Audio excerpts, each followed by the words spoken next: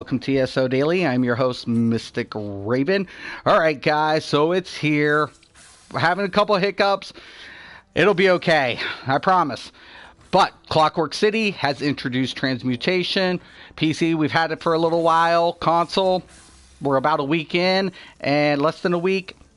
So, by now, people are starting to transmute, starting to get, things accustomed.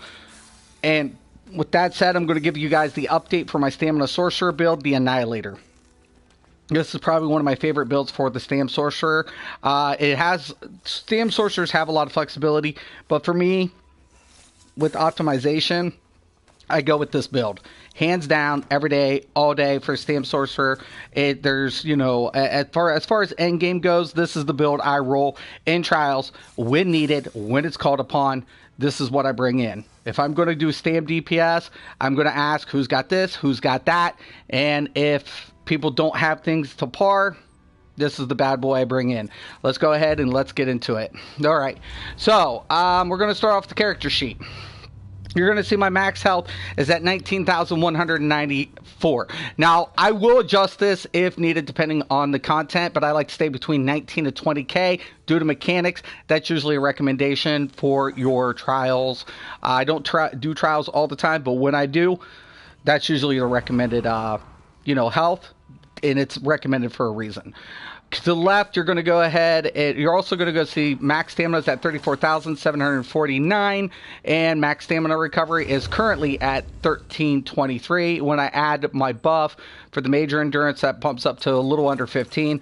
Plus, if I get a minor, that'll get adjusted about 16. Plus, I do heavy weave rotation, and I try to maintain as best as possible, but this is a burst build. That can happen. On the bow side, you're going to go ahead and see my weapon damage before buff or builder is applied. I use a buff on this. It's 2,496. Weapon critical is at 63.7. To the left, you're going to see health is allocated at 12, stamina at 52. The Mundus we are going to be running is the lever. Most of the time, I'll use max health and max stamina. But if I have to use dubious, I will switch out. So it's, it's going to differ for each scenario. All right, now on my dual bar, we're going to see pretty much standard, the same, except you're going to see the weapon critical drop down to 58.5. Now, I like to stay between 55 and 60 on crits. That's just me. So I'm really good on that. On the bow side, I'm a little over, but there's nothing I can do about it. It's just the way the build works. So I'm looking pretty. I am a Khajiit, as you can see. If you want to go with Red Guard, you can. You want to go Bosner, you can do that. No biggie. I can't see your guys' comments because I don't have my phone in front of me. But that's pretty much how we lay it out. Now, let's go ahead and get into the gear, and then we'll get into the skills.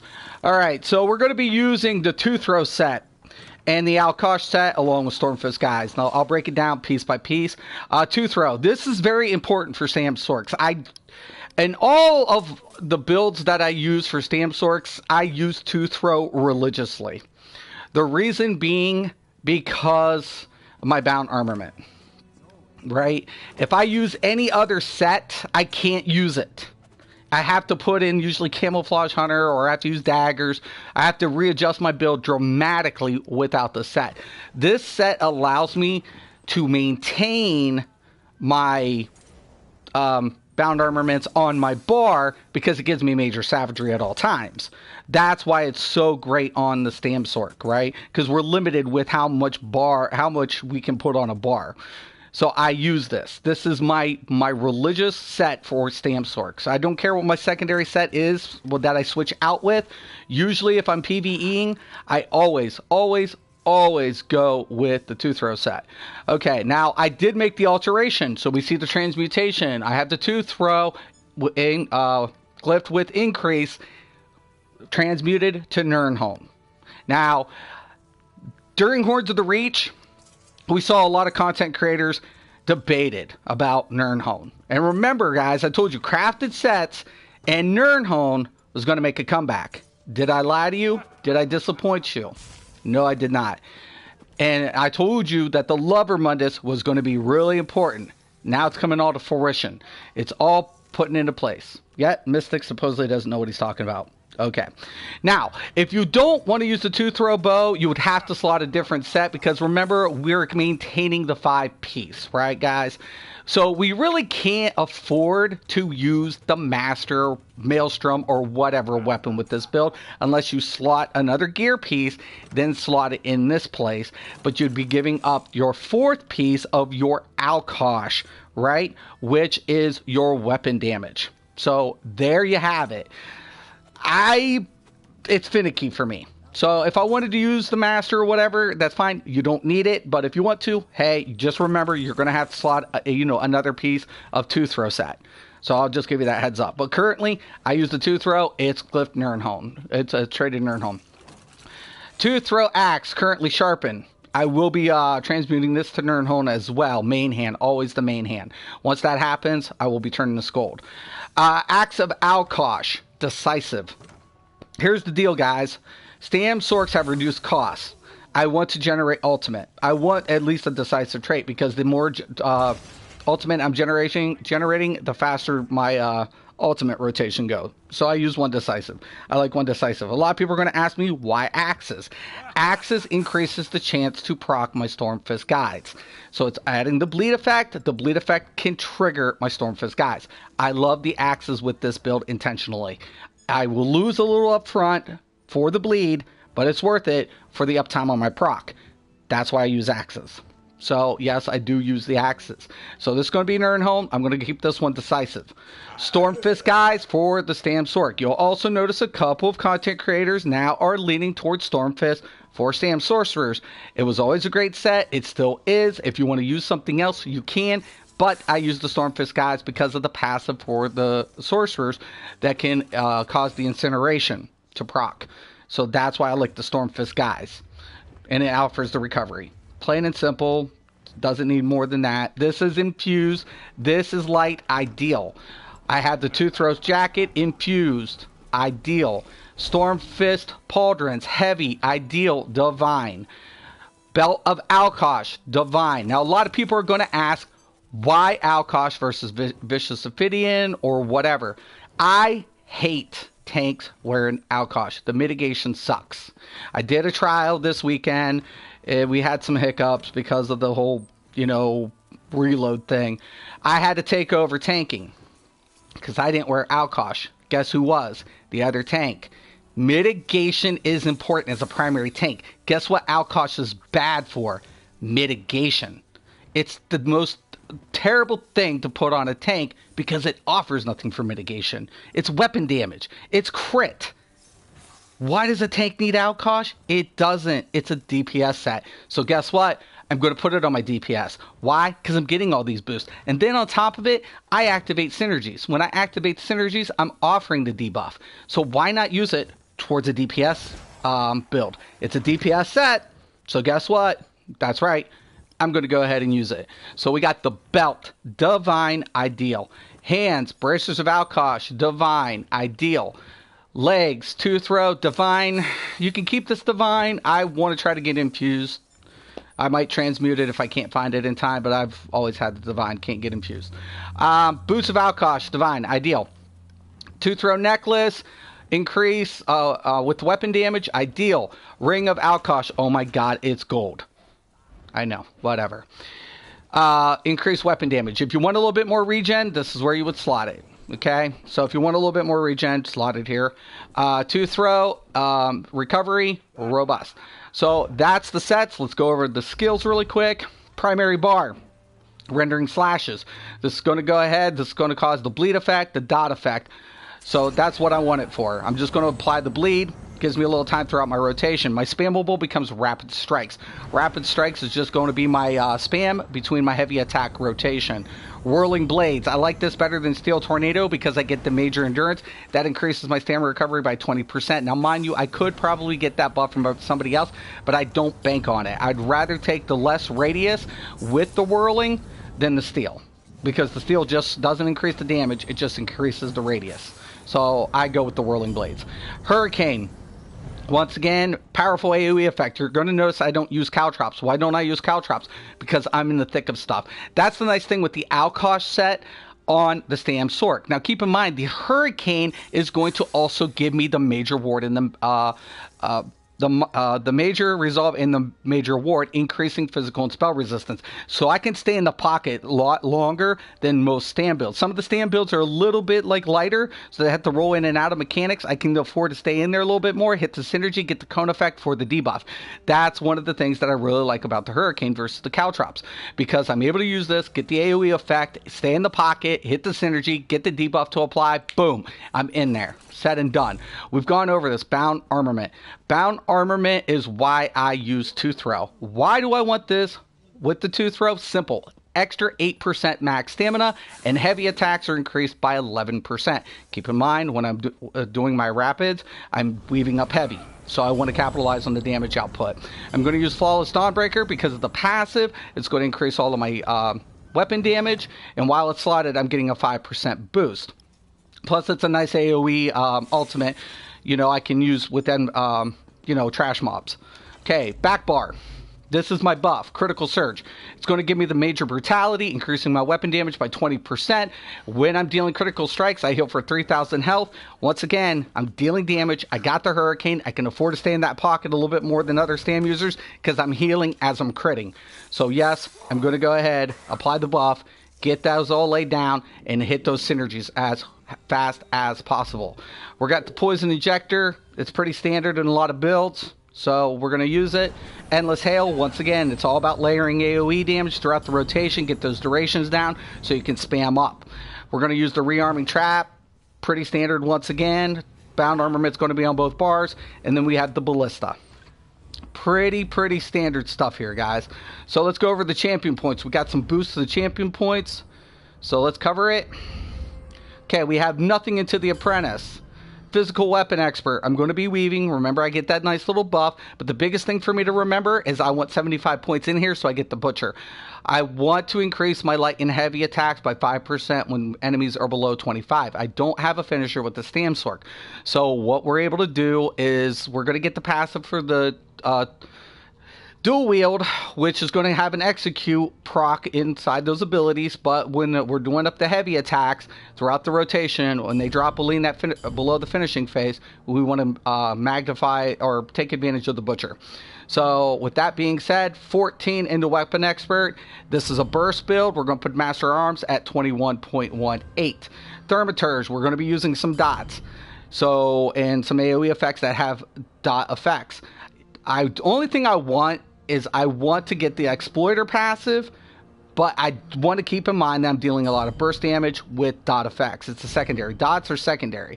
I know I'm using axes, I'm using bleeds. I should scale this up a little bit more, but then I lose out on some of my burst damage. So I try to maintain this as best as possible without losing on the other distributed points. So I put this at 6.11. If you want to go up to 904, you can do that. Precise Strikes, always at 1208. Why? It's the equivalent value of the Shadow Mundus. So yes, we take that 1208. Piercing, penetration is important. I'm using the Lover Mundus, but keep in mind, I'm not going to be using Sharpen. And even though I'm going to apply that debuff, I want to stay around as close to 10 as possible, taking into consideration all the other effects. So I'm going to be slightly under, but I want to get this up to about 41. You can scale it down, put a little bit more in a Thermaturge if you want. I'm pretty comfortable with the 43.48. Mighty is going to be at 1208, so that covers the dots and direct damage. Coming over here, we're at 19 for direct damage. I'm in the pocket a lot, so I'm going to take a little bit more damage, so we went with that way. I had a couple points extra. Put in medium armor focus. Thick Skin, reduced that by 1208. Hardy and Elemental Defender are at split at 1110. Elemental Defender is at 411. Just, you know, I wanted to test something. It's not a necessity. You can reallocate those somewhere else. Quick Recovery, excuse me, is at 10.15. Sorry about that. Warlord, reduce the cost of break freeze by 10.22. I usually keep this at 904, but since I'm in the pocket a little bit more, I can get hemmed up on some mechanics, so I just scaled it up a little bit higher. Want to reduce the cost of sprinting, so we went 1210. Tenacity is at 1301. I will be doing some weaves, but my weaves are pretty frequent, so I put this at 1301, scaled it down. Mooncalf is at 13. Once again, doing a lot of heavy attacks throughout my rotation. I'm pretty comfortable with that. Healthy is at 707. So we're going to reduce block, right? Because we're up in the pocket. We got to block sometimes. 611. Tumbling. We got to roll in and out of these mechanics. So we're going to go 904. And that is how the points are distributed. Now, I'm going to go ahead. I'm going to check the time real quick. See if I got enough time. I do. Let's see if I can get a daily, in. Can't guarantee it. But let's make sure I don't have any of the other dailies. I think I've already done them or whatever from last time I did. Really like this build. Like I said, if you don't want to use Alkosh, you want to go Vicious Ophidian, you can do that. I use Vicious Ophidian on other builds. But, like I said, Stamsork, I can put in the pocket. I don't, as a healer, I can always tell when I'm healing a tank with Alkosh. It's horrible on my resources. It's gut-wrenching, to be honest with you. I feel like I want to puke every time that happens. It's a crit set with weapon damage. What mitigation does it offer a tank? If you want to compare, none. None. I'll do that later on with my boys. their leader. If you're looking... Okay, Cryptofarts and Fungal Grotto 2.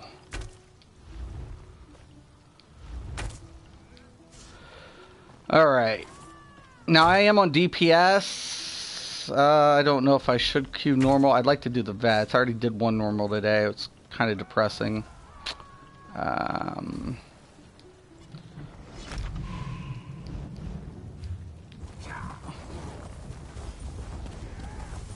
Now, a lot of people are going to always be like, should you be a synergy hog?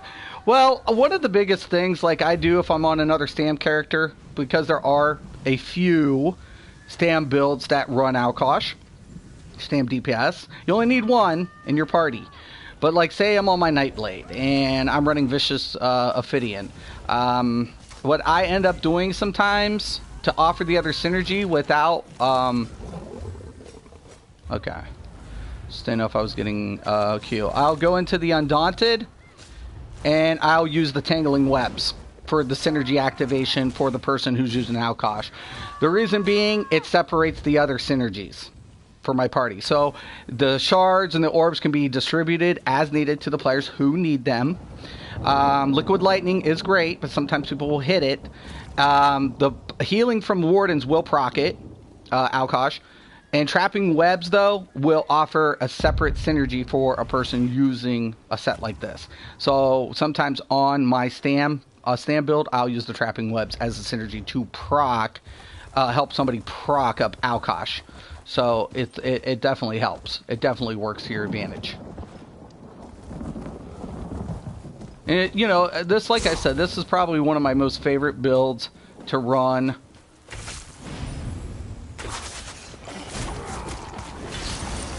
It's just so easy.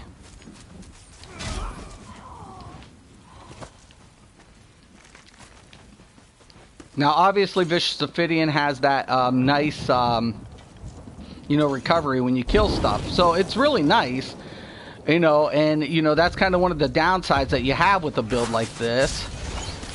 But, honestly, the burst I get with the proc from the Stormfist, well, makes up for it. And also, like I said, you can use a Master Maelstrom bow, but you'd have to go ahead, slot in, like say I put Alkosh legs on, or I need a tooth row. I put a tooth row hands right here, right? I could do that. You can do that. The only thing you're going to miss out on is that 127 weapon damage, right? That's what you're going to miss out on. But you're going to get the proc for the Master or Maelstrom. So it is completely up to you. It's not a necessity. It helps. It does. So I will tell you that.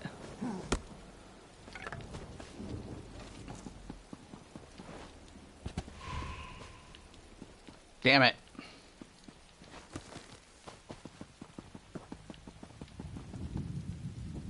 Let's go.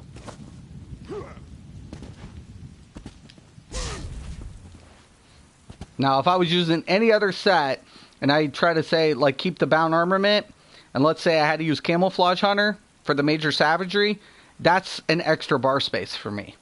That's kind of like, oh shit, you know? It's kind of like, uh-oh, you know? Now I'm limited on my bar space. That's why I love the 2-throw.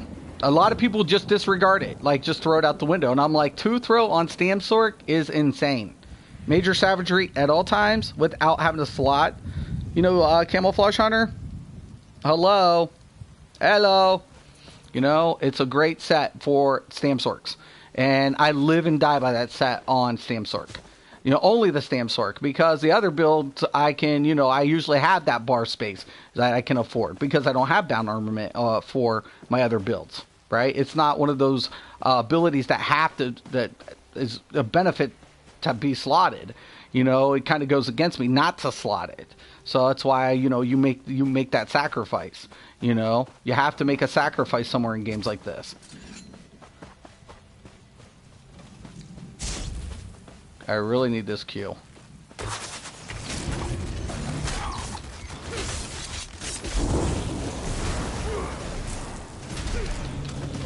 Now look, as soon as I do the whirlwind, you're going to see my gen go up to 1585. We're going to watch it drop down to 13. That's the major. When we get the minor, we're up higher. And remember also, when you synergize using the Alkosh set, you're going to get that recovery also from the Undaunted passive. So Undaunted passive, anytime I synergize, I get 4% of my max health, stamina, and magicka back. So a lot of people are like, well, that's low recovery. Well, with this build, I'm synergizing to apply the Alkosh effect. So 4% of my max stamina is always being reapplied to me during my synergies. But I only need one person in a trial to have it. Usually I'll ask, does anybody running Alkosh? And hopefully, it's a person says it's a DPS instead of a tank. So if it's a DPS, I'll be like, okay, bank, I'll grab another tune. If it's not, I grab this one. You know, I usually will grab this one because like I said, man, it's gut-wrenching to see it that tanks forget about mitigation and how mitigation works in this game.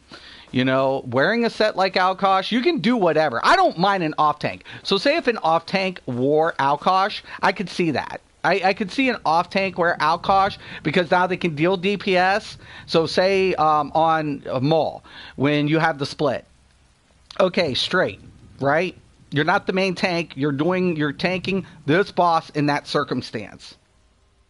Oh, no. Oh, no. Oh, no. My vid might be coming to an end very soon. I got a load screen. I don't think they resolved this. If this says this may be an unusually long load time, this vid will be cut. Because I actually have to shut the game down and reopen it. Because it will not resolve. I'll be here for like 18, 19 minutes before the game will kick me out. Great timing. They're trying to resolve this today. They're looking into it. So I've heard. So I have faith. I have faith in Zoss and the tech team and the devs. They will resolve it. We got to be patient. It just sucks that this is happening right now. Yes. Oh gosh. Great. Oh my gosh. Oh. Okay. Anyways, it's a great set. The Alkosh on DPS is great. You only need one person with it, though. It is a DPS set.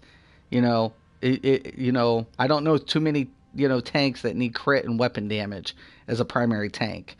But, I was in Maul this weekend. We didn't get to finish it because of this. This happened for our runners. So we sent runners in, and only one runner actually resolved. And it happened every time. We tried it like 7 times. In each of them, one of them would get this screen when they tried to get in to do their running. Believe it. It was like a load screen, endless load screen. So there was nothing we could do. We couldn't do nothing. Our runners could not do the content. So it sucked so bad. But, I had to take over tanking the boss, and the tank did great. The other tank was a good tank, but You know, he's like, I'm looking for sword and shield of Alkosh. I'm like, if it drops, please give it to him, because I don't want that garbage on my tank. It will never happen on on one of my tanks. It will never. I will never slot. If I'm a secondary tank, if I'm a backup tank, possibly. Possibly. Main tank, never in my day. I'll roll over in my grave before I put a set like that on a main tank. Off tank, no problem. Why? Because during a lot of encounters, main tank, he's just damaging blowing warhorn. Right? So it gives him a DPS set that he can, deal some damage.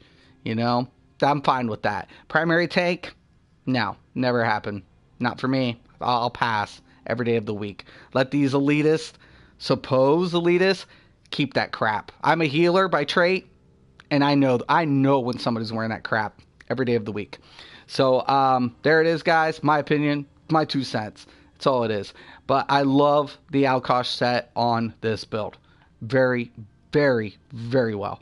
If you have any questions, comments, I'm not going to get in. Post below. I'm so sorry for this. I'm so sorry I didn't get to do a run.